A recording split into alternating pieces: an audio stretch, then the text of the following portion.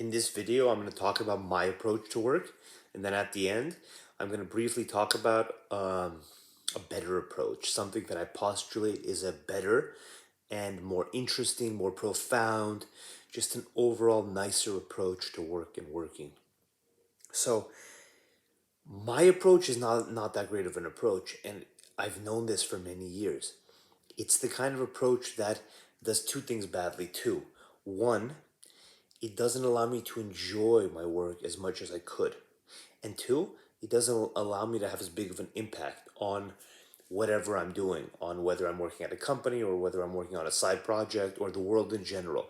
The impact that I have and that I want to have, which I think is one of the most important things related to work, the benefit you give to society, to other conscious entities. That's important to me, and the impact I have is diminished by my style of working. Now, my style of working is rooted in a sense of perfectionism and anxiety.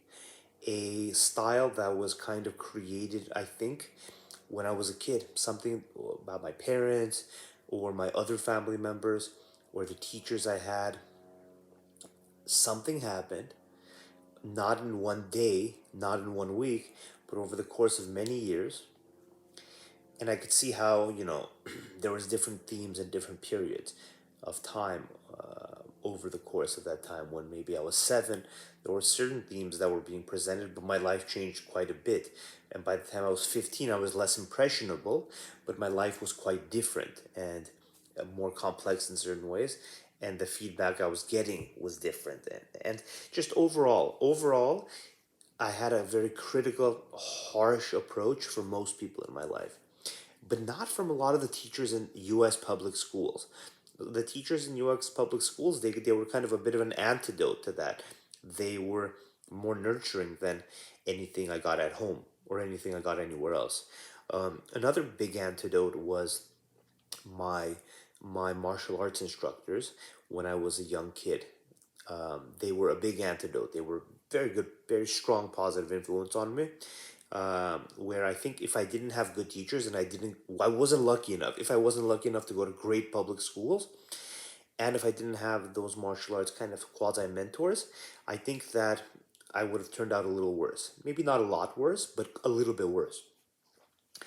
When I approach work, I always feel at a deep level, not at a conscious level. So if you ask me consciously, I'll know it's ridiculous, of course.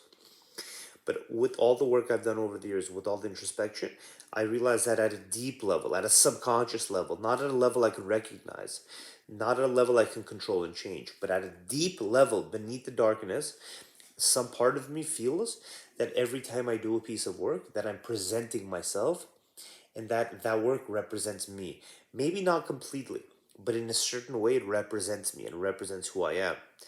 And so it's pathetic to say, but I'm a scared little bitch sometimes when it comes to my work. I'm basically sometimes a frightened little bitch. That's all I could say. Where I have basic work, very basic things sometimes. Maybe writing a 5-page report, maybe doing a nice YouTube video and thinking through the things I want to talk about, maybe doing other side projects. But these are not things that none of these things are things that require courage, that require intense like physical exertion or even intense mental exertion. They're just not that hard. I could do them. I definitely could do them. I know I could do them. And when I've tried doing them, when I end up actually doing them, I do them pretty well. Not perfect, because I'm only a human being, but I do them pretty okay. And even if they're not okay, the conscious part of me, the higher order part, knows that these are these are stupid fears that I have. These are it's just a ridiculous way of seeing the world. Purely, I know it, but it's not that easy to change your view of seeing the world. So whenever I approach something, whenever I open up Word and I have nothing there, and I need to write something for whatever reason, there's an anxiety that arises, and literally courage is required, not metaphorically speaking, not some story that like alludes to courage, but literally At that moment, courage is the only thing that's required, right? It's very hard to understand, but it's courage that's required. That courage is only going to be there if it's grounded in a deep understanding. So if you're unsure, if like it's the first time you're trying to battle this perfectionist, procrastinating, anxious tendency towards your work, you may not understand.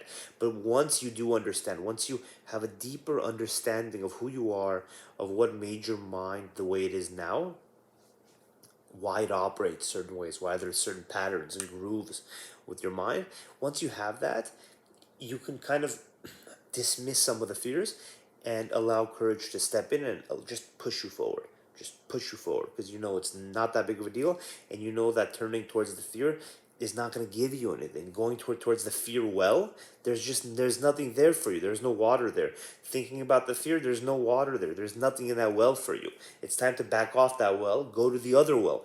Go to the courage well. Dump your bucket into that well, and there's going to be nice water there for you.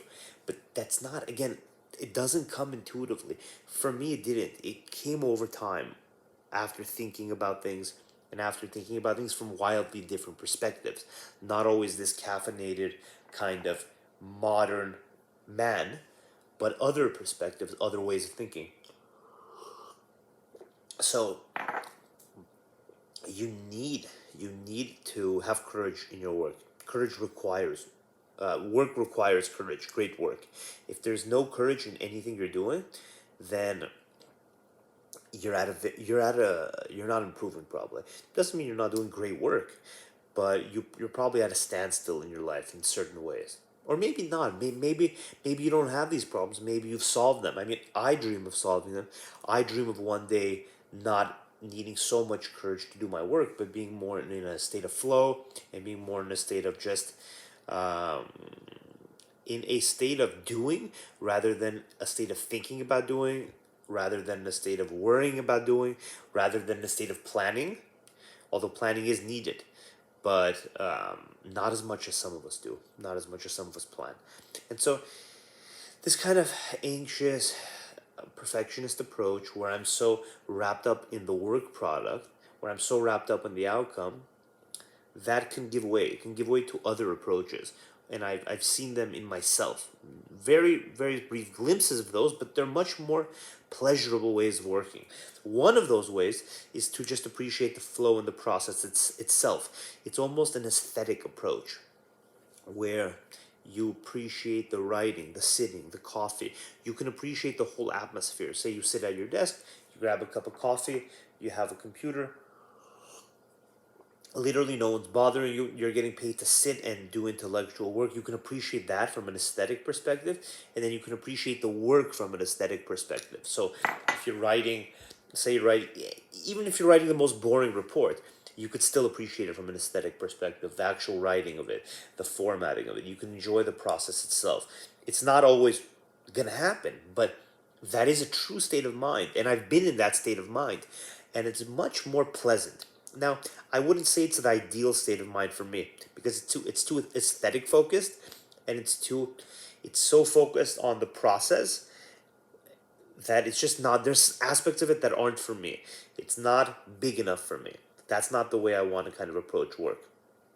But another way you can approach work is where you do the mental work on the back end and commit to yourself to not doing any of the mental work in terms of the courage aspects or the anxiety aspects or the perfectionism aspects or all that thinking that you have to do to actually understand yourself. You can commit to doing that outside in a very work-like way. So you can commit to doing that work separately, deeply learning about yourself over time. That's going to take a lot of time, but learning about yourself more and more and more separately, and then approaching work from a purely narrow and singular perspective where you no longer focus on the outcomes and the goals at all. You completely don't care about the aesthetics and the process, but you just care about the idea of using work, or in general using anything you don't want to do, anything you know that you should probably do, anything you know that's good for you, but that you don't want to do. That's the key.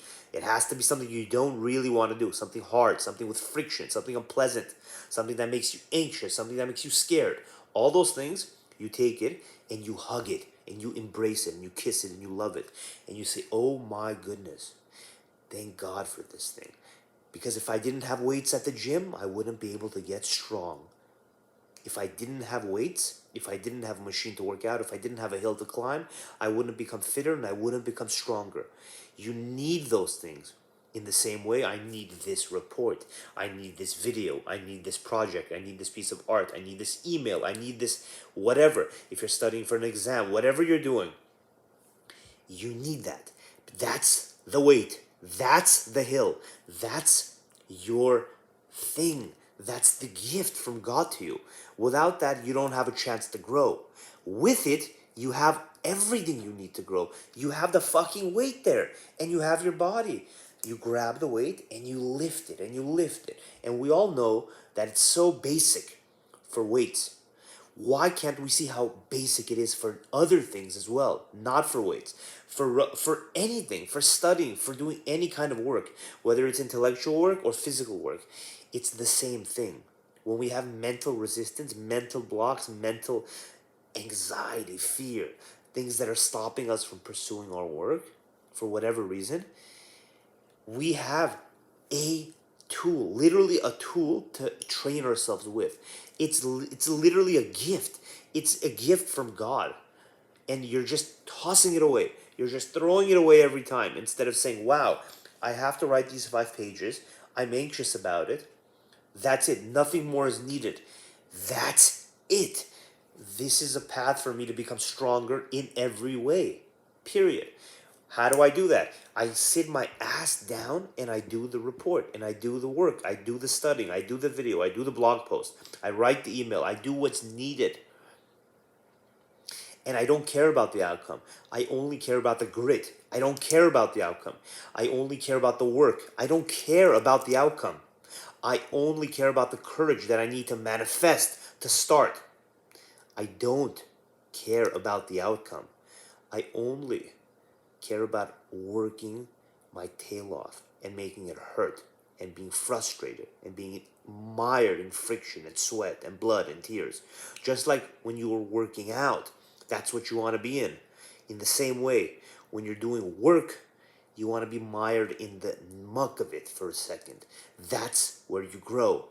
And the growth is the whole point. The report, irrelevant. The grade on your test, irrelevant. The quality of the email, irrelevant.